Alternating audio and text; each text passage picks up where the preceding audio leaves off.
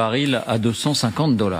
Eh bien, en France, c'est tout simplement le titre d'un article du journal économique de référence dans le pays, Les Échos, article signé Jean-Marc Vittori, avec ce titre donc qui frappe les imaginations et qui paraissait encore totalement fantaisiste ces derniers jours, mais qui ne l'est plus.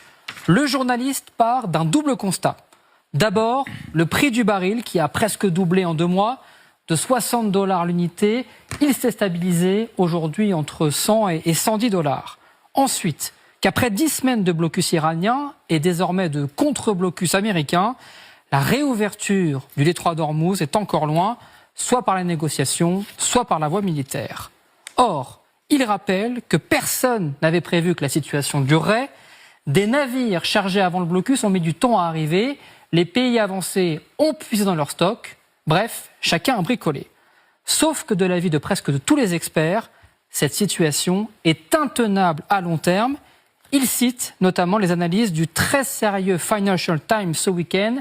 Le point de bascule se situe clairement en juin. C'est à ce moment-là que quelque chose va forcément céder. Et Jean-Marc Vittori continue. Dès lors, l'ajustement passera surtout par les prix. Pour un produit essentiel et difficile à remplacer, les cours iront bien au-delà de ce qui a été imaginé. Alors jusqu'à quel prix ? Eh bien Jean-Marc Vittori lâche alors cette bombe. Un baril à 250 $ n'aurait au fond rien de très étonnant. Et il n'est pas le seul à le dire. Dans le Financial Times toujours, Armita Sen, fondatrice du cabinet de conseil Energy Aspect, prévoit une hausse du prix du baril de pétrole qui pourrait atteindre 150 à 200 $ le baril. Idem chez les analystes de la banque ANZ, la 3e banque d'Australie.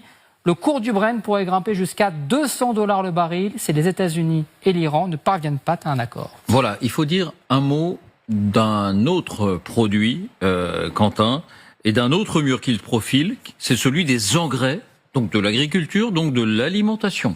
Oui, en tout cas le sujet est suffisamment important pour que les Nations Unies alertent ces derniers jours. Si le détroit restait bloqué, les possibilités de nourrir plus de 50 millions de personnes dans ces pays deviendraient très limitées. Pourquoi ? Parce qu'avec le blocus d'Ormuz bloqué, 1/3 du commerce d'engrais est complètement bloqué. On parle là des fertilisants chimiques, azotés, phosphatés, pour l'agriculture céréalière notamment.